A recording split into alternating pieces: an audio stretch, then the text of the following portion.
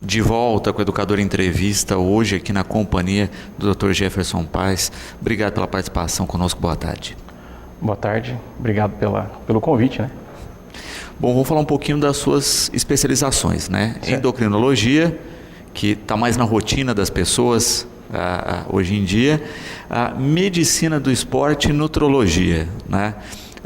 Vamos falar em especial dessas duas especializações, né, que a gente acaba vendo hoje como uma tendência cada vez maior, em especial a nutrologia, na questão principalmente da prevenção, né, doutor? Exatamente. Na realidade, uma especialidade acaba sendo que é atrelada à outra, né? Quando eu resolvi fazer a pós-graduação em endocrinologia, nós temos a maioria das doenças muito relacionadas com a alimentação, me fez despertar o conhecimento sobre outras áreas. Aí a gente tem a questão da nutrologia, que ela age preventivamente, basicamente a alimentação consegue resolver um bocado de doença na gente, né? Uma alimentação correta. E a medicina do esporte veio pela procura das pessoas que queriam uma qualidade de vida melhor e buscavam orientação em relação ao tipo de esporte que elas poderiam fazer. Então a gente tem que estudar, tem que se especializar cada vez mais e uma coisa foi levando a outra. Mas são boas especialidades. E isso é interessante, né? Destacar isso. Quando a gente pensa em medicina do esporte, muitas pessoas pensam que ela está só agregada ao médico que vai dar amparo ao atleta. E não é isso. Exatamente. Isso é muito bem apontado, né? 80% dos pacientes que procuram hoje, eles procuram para iniciar uma atividade física, né? É um paciente que normalmente não faz um tipo de exercício e quer começar a fazer, né? Então, quando você fala a medicina do esporte é só para o esportista profissional. Não. Tem o médico do esporte nos grandes clubes, né? Em algumas academias também, e hoje nós temos o médico do esporte para a população, né? Que pode indicar, orientar a questão alimentar, a questão do exercício e até prevenir lesões. Perfeito. Também. Porque a gente acaba vendo isso também com atleta, né? Atletas de alto desempenho acabam tendo muitas lesões. Aí você fala, não, o sujeito tem uma qualidade de vida ótima, tem uma saúde ótima. E muitos têm até uma vida que se interrompe precocemente justamente por não ter um acompanhamento adequado. É verdade. Nós vemos alguns casos até de atletas profissionais, né?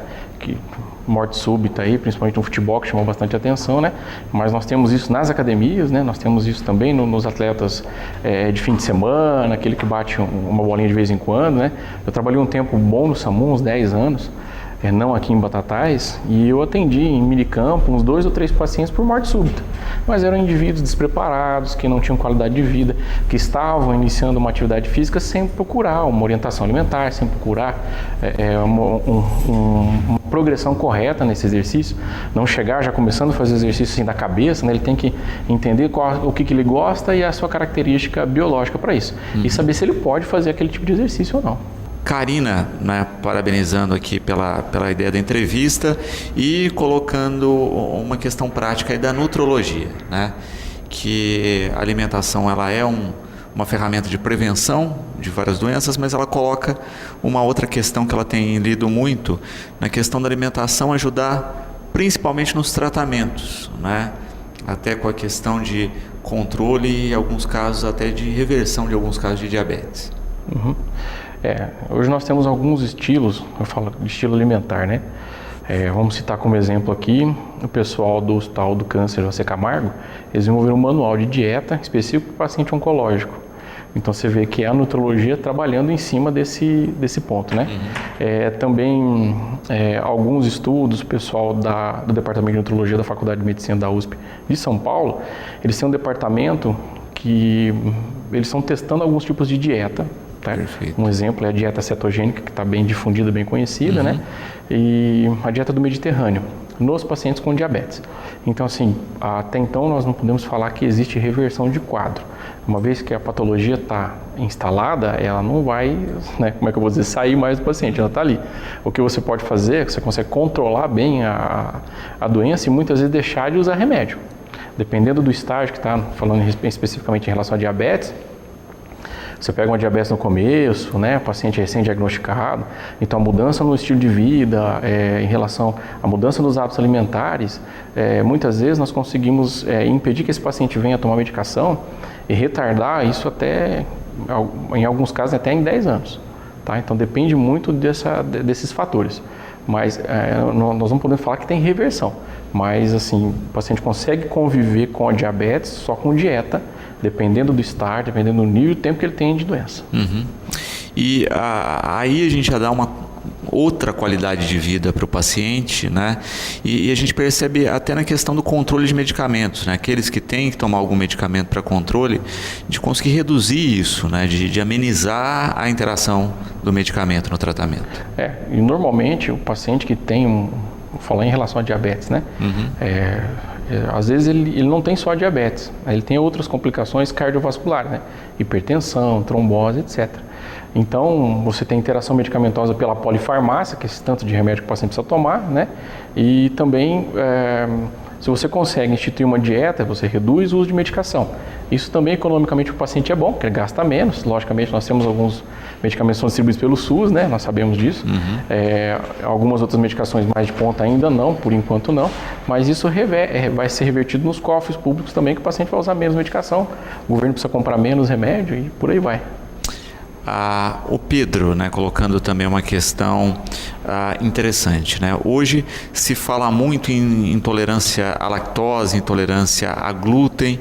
Ele diz que vê um volume de pessoas muito grande, né, evitando esses alimentos sem ter nenhum exame, né? Que percentual da população isso atinge, né? E em que termos que de fato tem alguma gravidade essas intolerâncias? Bom, muita boa pergunta a do Pedro, né? Isso. Parabéns pela pergunta, Pedro. Realmente, isso é uma heterogeneia, tá? Nós vemos alguns colegas diagnosticando intolerância sem o paciente ter essa intolerância, né? Nós também temos alguns casos que o paciente tem alergia alimentar e é confundido com intolerância também, né? E outros pacientes curiosos que vai no Google, comer lactose é ruim, comer o glúten é ruim, eu não vou comer isso, vou deixar de comer aquilo. E aí ele deixa de ingerir por vontade própria, sem buscar uma orientação, né? E isso pode reverter no futuro alguns casos carenciais, né? A questão de deficiência de algumas vitaminas e também uma mudança numa estrutura extremamente importante que é o intestino. Nós temos uma microbiota intestinal, a flora microbiana que o pessoal gosta de falar. Então essa microbiota ela protege o intestino. Quando você restringe alguns tipos de alimento, você pode mudar o perfil. E às vezes essa bactéria que está em equilíbrio, ela começa a ficar desequilibrada. E aí, como ela absorvia pouco carboidrato, pelo perfil que ela já tinha, você restringe isso e ela começa a absorver outros nutrientes. E aí você acaba achando, vou evitar alimento tal ou alimento tal para não ter tal problema, e o indivíduo acaba tendo um outro problema relacionado a essa restrição. Então isso tem que ser bem pesado, tem que ser bem dosado, conversado com o paciente, né? Entendido e diagnosticado. Eu tenho intolerância, então eu não posso comer esse tipo de alimento. Então aí sim fazer a restrição. Kleber colocando, né? Nós falávamos no bloco passado a respeito das intolerâncias. Como é que a pessoa sabe, né? Existem sintomas? Como é que ela observa isso? Tem. Bom, depende do grau. Se o paciente tem uma intolerância mesmo, ele vai perceber que toda vez que ele come aquele tipo de alimento, ele vai ter sintomas. Por exemplo, má digestão, né? Flatulência, distensão abdominal, diarreia, vômito, quando ele come aquele alimento, né? Agora, independente se é em pequena quantidade ou se é em grande quantidade. Por exemplo, derivado do leite, toda vez que eu tomo leite eu passo mal, eu tenho sintomas, tenho dor de cabeça, né?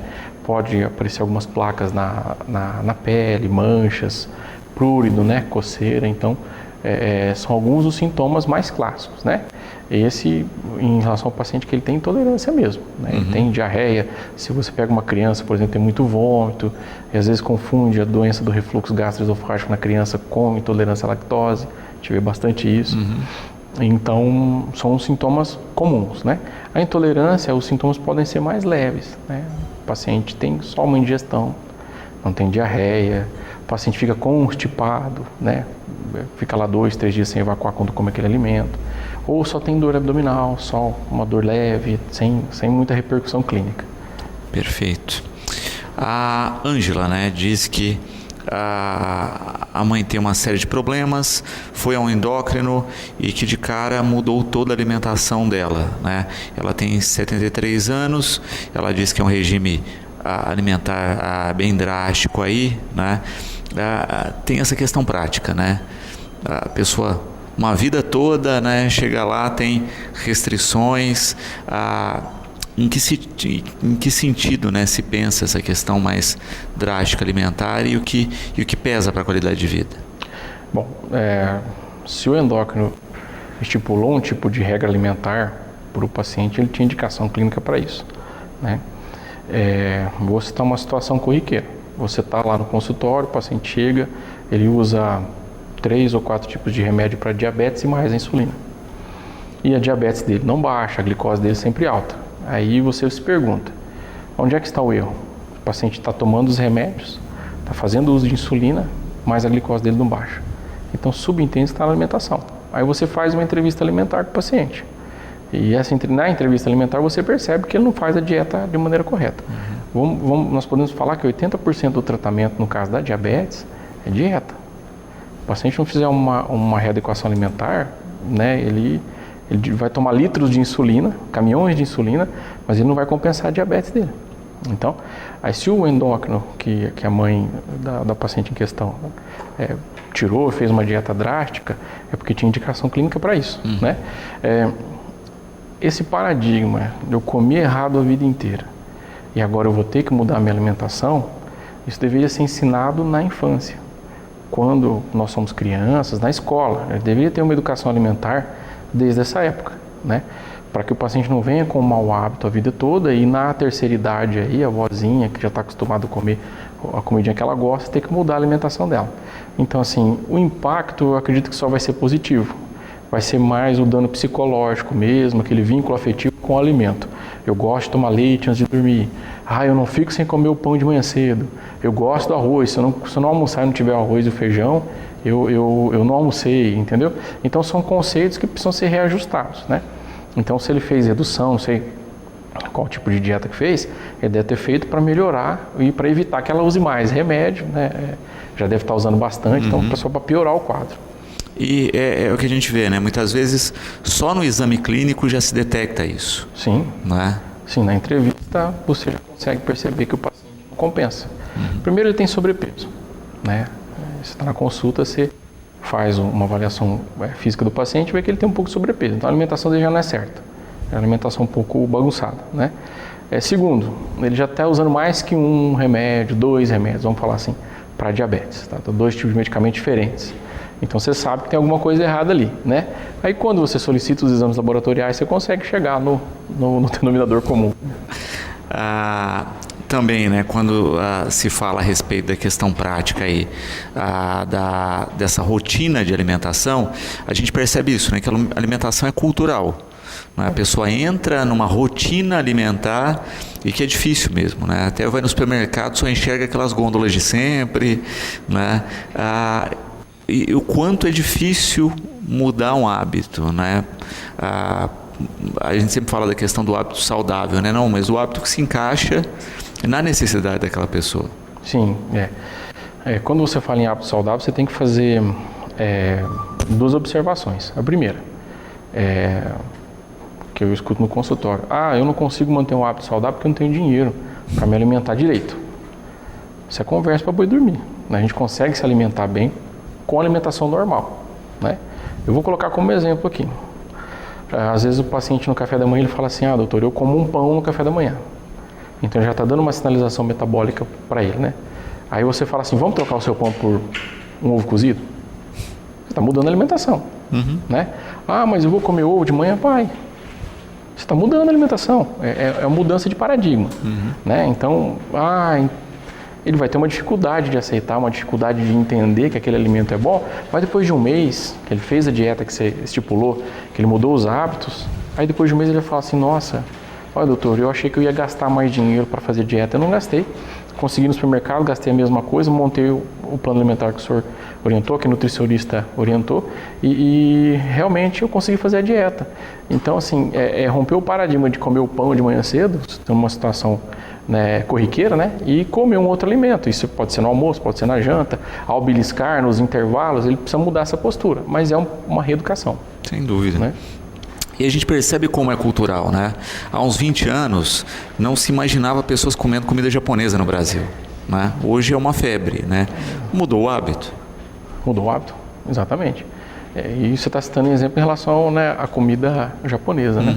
Ele mudou o hábito, ele começou a comer, é gostosa, tal, vou comer um japonês à noite. Então vai lá no sushi, né? Só que não está vendo o excesso de sódio, o excesso de carboidrato com o arroz, agridoce, né? Então, mas ele mudou o hábito, ele podia estar comendo um omelete à noite. Não, mas ele vai comer a comida japonesa. Mas é o hábito. Por que não criou o hábito de comer uma outra coisa que não é japonesa? Né? Uma outra coisa também bem interessante, né? Você vai comprar um pão de manhã cedo. Eu vou lá na padaria, tal. Aí você vai comprar o pão francês, custa X. Aí você vai comprar um pão integral francês, ele é mais caro. Aí isso não contribui também para o paciente mudar o hábito, né?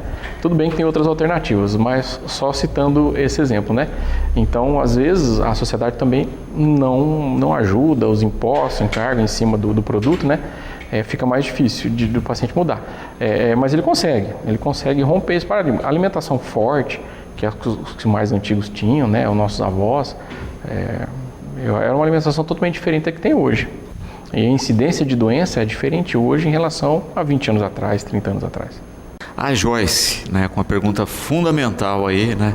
Como fazer dieta sem perder o bom humor? Boa pergunta, viu? Gostei, viu, Jéssica? Você deve ser bem humorada. Ô, Jéssica, romper paradigmas dá trabalho. Né? Tirar uma coisa que você gosta de comer todo dia, um chocolate, o açúcar no café, né? Trocar o açúcar pelo adoçante, ter que comer uma fruta que você não gosta, ou trocar o arroz por uma batata doce. Então, isso vai gerar um estresse em você. O organismo, né? O ser humano, ele não é acostumado à mudança, ele não gosta, ele gosta de ficar na zona de conforto. Então, toda vez que você muda, ou se propõe a mudar, você vai ficar estressado, porque vai romper sua rotina. Então, é mais fácil você aceitar que você precisa mudar e encarar, como é que eu vou dizer? Encarar numa boa. Não tem uma receita para isso, não. Joyce, a receita atual, aquela frase atual, eu aceito que dói menos. Aceita que dói menos. Mas a gente percebe, e eu vejo algumas pessoas adotando uma técnica hoje, que não é de entrar na dieta diretamente, mas de chegar na dieta, né? Então, olha, eu tomo o cafezinho com açúcar, eu vou diariamente reduzindo a quantidade de açúcar até tomar com um pouquinho, ou substituir pelo adoçante, ou ficar sem, né? Eu pego o chocolate lá da rotina, eu vou substituindo até chegar num chocolate amargo. 80% cacau. Exatamente, né? Vou aos pouquinhos fazendo a transição. E isso pode ser um caminho. Eu acho que sim, eu acho que é uma tentativa válida, né? Você tentar mudar, né? Não precisa mudar de uma vez. Mas se, por exemplo, eu vou trabalhar todo dia de carro, hoje eu vou trabalhar de bicicleta, é uma mudança, né? Reduzir o açúcar no café, se fazia com uma xícara, faz com meia, um quarto, né? Eu acho que é um caminho também, é uma tentativa válida, né? É uma forma de o corpo não perceber. Você pega, às vezes, um paciente que toma a vida inteira Coca-Cola zero, ele toma Coca-Cola normal e ele não gosta, ele mudou o paladar dele.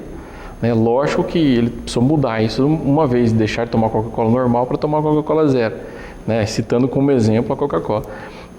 Mas eu acho que uma tentativa válida, sim, e reduzindo, né?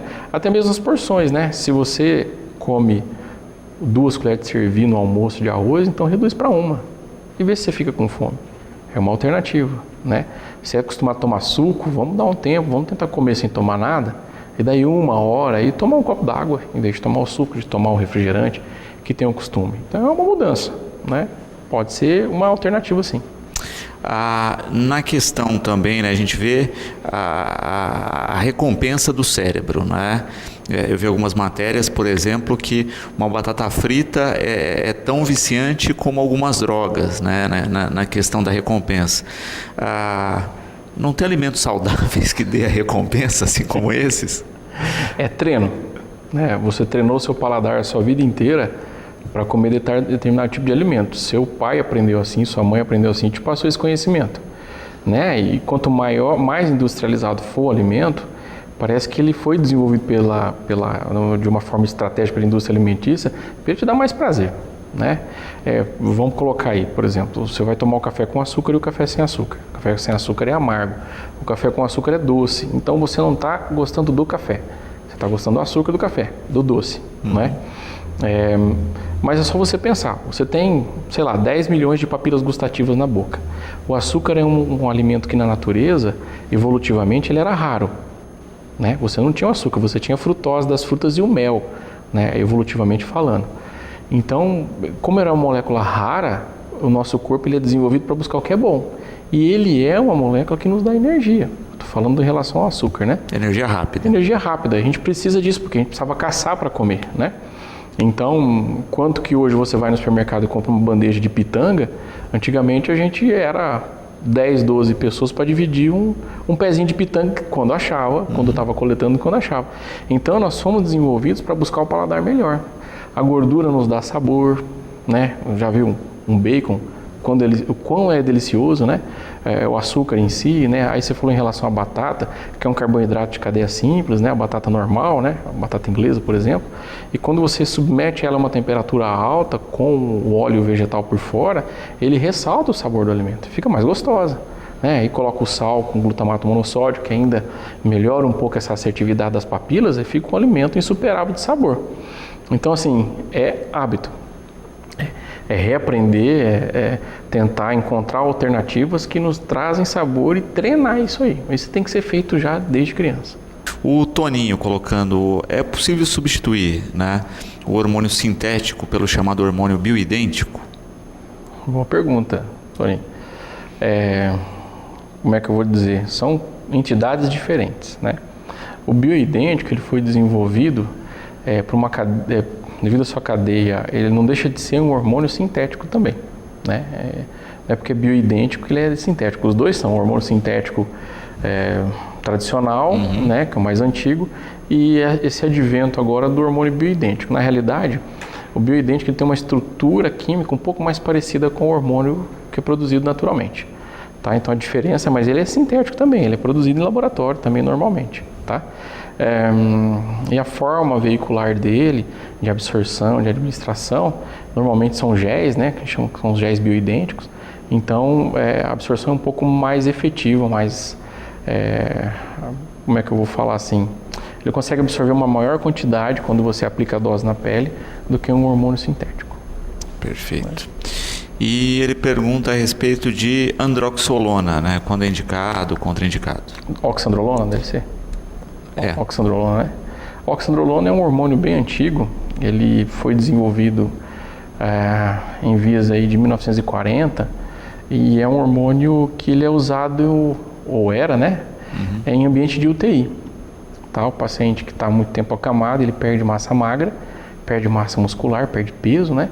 E usava o Arava, que era o nome comercial dele, usava em pacientes de UTI para melhorar a massa magra, melhorar a massa muscular. Né? É isso aí. A indicação do uso é muito usado por atleta para se recuperar de lesão muscular, que ele ajuda a essa melhora, né? Ele é uma das isoformas de testosterona, tá? Quando a testosterona é produzida, ela tem algumas escadinhas para poder chegar em testosterona, né? Quando ela inicia a sua produção. E então ele é uma dessas isoformas da testosterona. Então ele é usado por atleta, ele pode ser usado em ambiente de UTI e alguns que buscam melhorar no desempenho. Vamos ressaltar que não é a finalidade principal do hormônio, ele foi criado para melhorar a massa muscular em ambiente de UTI. Richard aqui, né, já que a gente está falando de atletas, aí perguntando ainda do uso, mesmo com todas as informações, das chamadas bombas, né? A gente vê aí, né, muitas vezes os produtos mudam, né, dão um tapinha de rotulagem, falam que não, que é produto natural, mas continuam sendo usados de maneira desenfreada, né, doutor? Infelizmente isso é uma realidade corriqueira no consultório. A gente vê alguns pacientes que fazem uso indiscriminado, fazem uso sem orientação e acabam desenvolvendo patologias associadas, né, insuficiência hepática, atrofia testicular, infertilidade, né, que são problemas relacionados ao abuso de esteroides, né? Popular bomba aí que como é que ele chama? Richard. O Richard falou.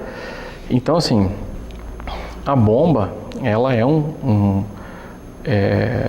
nome pejorativo que é usado para o uso excessivo de anabolizante, Então, o praticante de atividade física, principalmente de musculação, ele acaba abusando do uso de testosterona em várias formas, né? Nós temos aí N formas, mais ou menos em torno de umas 200 tipos de testosterona. No Brasil, são reconhecidas 4 ou 5 tipos, que são produzidas e reconhecidas pela Anvisa, né? Para a utilização da reposição hormonal.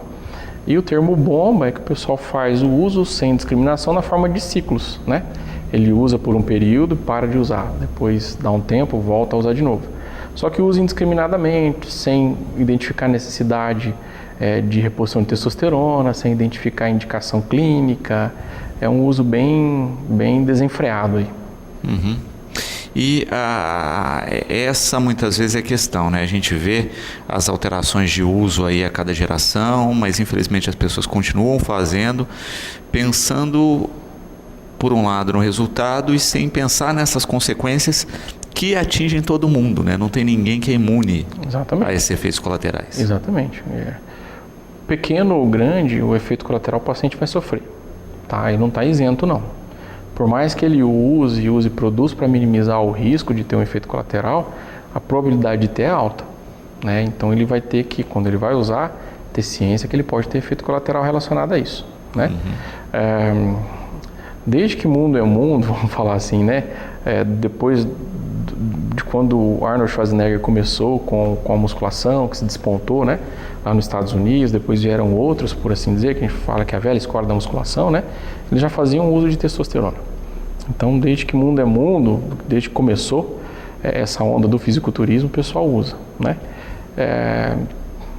Normalmente, eles usam para chegar no objetivo corporal, da estética corporal, com os fins estéticos, né? Para chegar mais rápido onde eles querem. O que a gente identifica no consultório é isso.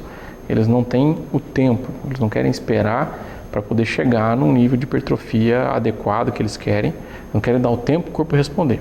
Então eles querem adiantar o processo. Para isso eles usam os anabolizantes. A maioria deles vem de fora, né, do Brasil, Paraguai, entre outros. Alguns são vendidos aqui e a maioria são vendidos no mercado negro. Voltando à questão da endocrinologia, a Vanessa questionando isso, né? Nessa questão da diabetes, né? Das pessoas adquirirem, né? O que leva uma pessoa a adquirir, né? Quais os cuidados de prevenção? Legal, uma boa pergunta. Bom, como eu falei no bloco anterior, nós somos selecionados evolutivamente para comer determinados alimentos, que até então, e ter preferência por isso que até então no meio ambiente eles são escassos. É o sal, é a gordura e é o carboidrato, no caso de cadeia simples, e especificamente o açúcar, né? O termo diabetes, se você for procurar na origem do termo, ele remonta a mais ou menos uns 250 anos depois de Cristo. A medicina chinesa e a medicina oriental, né, a pessoal da Arábia Saudita ali, que tem uma medicina bem antiga, eles já reconheceram o termo diabetes há muito tempo, antes da medicina oriental, ocidental. Então, 250 depois de Cristo, eles observaram que alguns indivíduos colocavam açúcar pela urina, né? E esse termo em latim, que fala de diabetes, fala que é meio que eliminar o mal, tá? Não tem uma radiciação do termo, ele vem de uma determinada palavra, mas fala assim que estavam eliminando o mal que estavam lhe fazendo naquela época. Então você vê, 250 anos depois de Cristo já tinha diabetes, né? E aí ela foi sendo estudada, Hipócrates, entre outros, ela começou a ser um pouco mais conhecida e chegou no que é hoje, nos conhecimentos que nós temos hoje. Basicamente, para efeitos didáticos, nós temos 2 tipos de diabetes. A diabetes tipo 1 e a tipo 2. A tipo 1 você nasce com ela, tá? Você vai ter uma produção, vai parar de produzir insulina quase que totalmente, né? Normalmente é uma doença autoimune que vai atacar as células pancreáticas, o indivíduo para de produzir insulina. E a tipo 2, ela pode ser insulino dependente ou não. Normalmente a tipo 1 ela é insulino dependente. Nós não conseguimos tratar sem insulina a diabetes tipo 1. E a tipo 2, o indivíduo ele pode usar insulina ou não, ou só tratar medicamentosamente. A 2 eu posso falar que ela é adquirida, né, com os maus hábitos. O paciente tem que ter uma tendência familiar para tal coisa, na maioria das vezes, mas também não precisa. Mas é uma doença que é ligada à obesidade, né, o ganho de peso, né, aumenta mais a resistência insulínica E quanto mais você come açúcar, mais você come carboidrato de cadeia simples, mais você usa essa insulina que você tem. Se a gente for pensar que antigamente, evolutivamente, nós fomos selecionados para preferenciar esses alimentos, nós não temos muito hormônio para lidar com eles. Que a insulina é um hormônio, por isso que ela é tratada pela endocrinologia, né? A diabetes é uma doença hormonal, por assim dizer. Então, se você pensar que esse indivíduo ele tem uma carga X de insulina para produzir a vida inteira e você usa essa carga que você tem mais rápido, então você vai faltar, aí você vai desenvolver a diabetes. Então os maus hábitos, falta de atividade física, ganho de peso, né? Alimentação com excesso de carboidrato, isso vai propiciar a longo prazo que ele baixe essa produção de insulina e essa glicose começa a ficar mais alta no sangue. E aí ele vai precisar tomar remédio para que essa glicose baixe, né? Muitas vezes precisando usar até insulina. Então é uma doença do hábito, por assim dizer. Perfeito. E aí nessa questão, né, tem um outro fator dela ser silenciosa, né? A pessoa só descobre quando já está instalada. Exatamente. A diabetes é um mal silencioso, assim como a hipertensão, né? Os sintomas clínicos são pequenos, né? Os sintomas clássicos que a gente conhece, ele começa a urinar mais à noite, começa a beber muita água, que é a poliúria, a polilipsia, ele começa a comer demais, que é a polifagia, e perder peso. Fala, não estou entendendo, estou comendo bastante, mas estou perdendo peso. Então, mas para chegar nessa tríade da diabetes, ele já passou aí uns 2 ou 3 anos de doença, já com ela instalada já. Então ela é silenciosa, você vai saber no exame de rotina que você vai fazer, vai lá, pica o dedinho numa campanha que está tendo na rua, ou no posto de saúde, ou passou mal, foi para unidade de pronto atendimento, ou foi para um plantão, o médico pede uma glicose sua, ela vai estar alta. Normalmente a descoberta, na maioria das vezes, é assim. Rogério aqui com a gente, né, com uma questão também interessante aí a respeito da alimentação, né? Ele disse que teve sempre problemas de saúde, né? Se medicava, tinha medicação e vários problemas a vida inteira, até que de fato teve uma mudança de vida e com regulação alimentar, e hoje diz ser outra pessoa.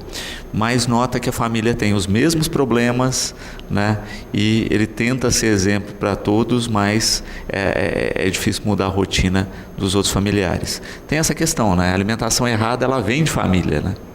A alimentação errada é cultural, a gente já falou aqui, né? A gente aprendeu com o pai e com a mãe, né? Eu gosto até de falar, quando às vezes você pega um paciente em um consultório que vem trazer a filha com obesidade, por exemplo. Ah, doutor, vim trazer minha filha aí, eu acho que ela está com sobrepeso e tal. Aí você olha para o pai e para a mãe, né? Casa de gordo, gordinho tem, né? Eu estou falando em relação à obesidade, a gente tem outras, né, outras doenças. Então, o que eu tenho que falar para ele é que ele aprendeu pela dor. Ele teve os problemas de saúde, precisou mudar a alimentação, né? Infelizmente, se você não aprender, você é um ser inteligente, saber das consequências e você promover o ato, mesmo sabendo que aquilo pode fazer mal, aí você está tendo uma falta de inteligência, para não falar outra palavra, né? Mas assim, ele tem que trabalhar bastante a comunicação, conversar bastante com a família. Não adianta impasse, não adianta conflito, porque isso não resolve nada, né? Eu acho que tem que ser conversado, tem que ser dialogado cada vez mais. E à medida com que eles vão vendo que ele vai melhorando, que ele vai melhorando a sua constituição física, né, a sua constituição alimentar, a família uma hora vai ter que tomar atitude. Ou vão acabar aprendendo pela dor como ele, né? E a gente percebe isso, né? Hoje, em TVs por assinatura, aí a gente vê até, né, programas que fazem reeducação alimentar da família toda, né? E às vezes é engraçado que você vê, além da família gordinha, até os cães gordinhos. Também, isso mesmo. O animal também, é verdade, tem razão. Entra no processo aí da rotina de emagrecimento. A gente fala da questão do sobrepeso, mas ele é um dos sintomas que não é regra, né? Às vezes você tem umas pessoas magrinhas com um apresentador aí que tem um diabetes, que tem problemas nesse sentido. Sim. Nem a obesidade ela é uma constituição física, né? Ela é um erro alimentar, o indivíduo ele tem um excesso de caloria, que na maioria das vezes é o que nós vemos comumente. A gente tem um tipo de obesidade que é hipotalâmica, que esse já é um outro caso, nem dá para explicar. Mas esse paciente que tem um sobrepeso, às vezes ele não é doente, ele só tem o sobrepeso. Ele vai desenvolver doença no futuro. E também nós temos um indivíduo que é magrinho, né? Eu falo que quando eu trabalhei 10 anos no SAMU, eu vi muito mais paciente magro infartar do que gordo, né? Mas a gente sabe que a obesidade propicia, ela é um evento inflamatório, ela desenvolve uma inflamação no tecido gorduroso, e essa inflamação ela é um sinalizador metabólico para infarto, né? Mas o magro também pode, entendeu? Normalmente quando aflige o magro, aí a doença, na maioria das vezes, ela é mais agressiva, né? O que nós vemos comumente. Agora, o paciente obeso ou com sobrepeso é uma doença mais lenta, ele vai ter os problemas, mas o processo é mais lentificado. Mas também tem problema, também sofre risco. Virgínia colocando, né, a gente falou aí da questão das alergias, né, a lactose, a glúten, etc.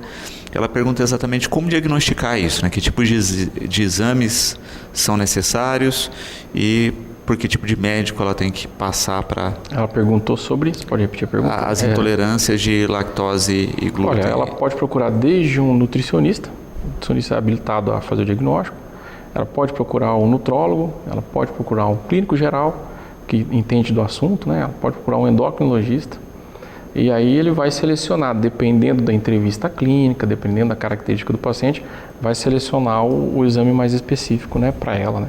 Não precisa gastar muito também, não. Porque é aquilo que nós falamos, né? Tem algumas questões dos sintomas, né, que a gente citou e que muitas vezes as pessoas estão nos assistindo aí se identificaram com alguns, né? É interessante pensar nisso, né?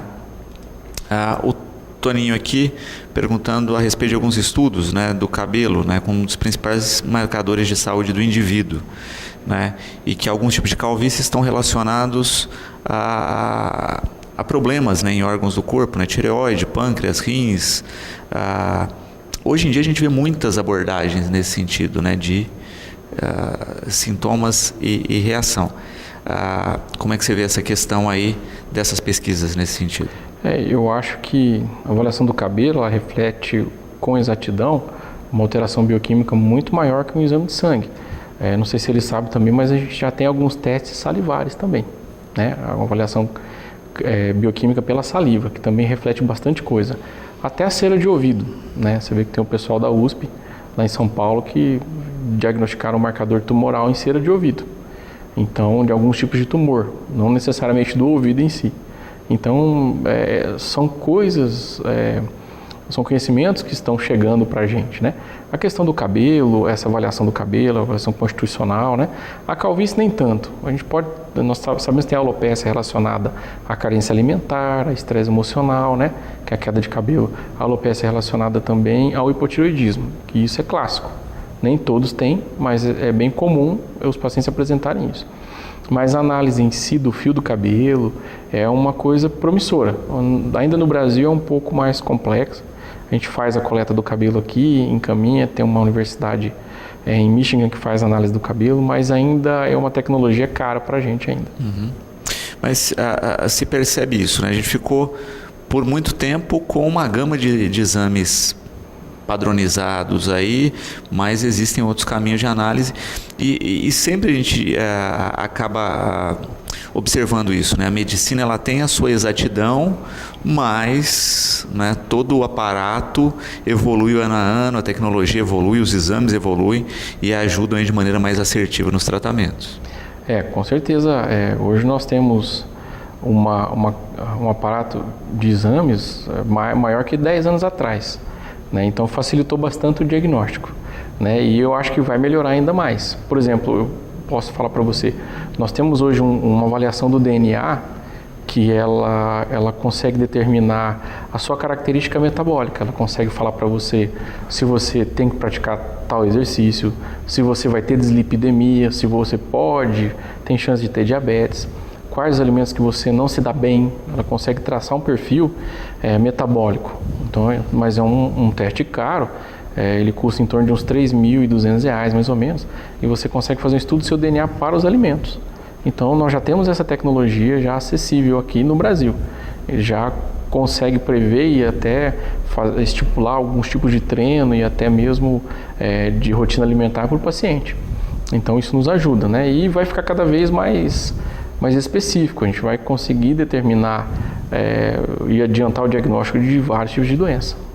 E se percebe isso, né? Cada indivíduo é único, o organismo é único, funciona melhor com determinados alimentos, né? E a gente acaba observando isso, né? Que a tendência futura é cada vez mais ter uma medicina individualizada nesse sentido, né? Hoje se fala até na questão medicamento, né, manipulado especificamente para o paciente, né? Na dosagem exata, no perfil exato daquele paciente. Nós falamos que são os medicamentos target, né? Aqueles medicamentos que vão no alvo.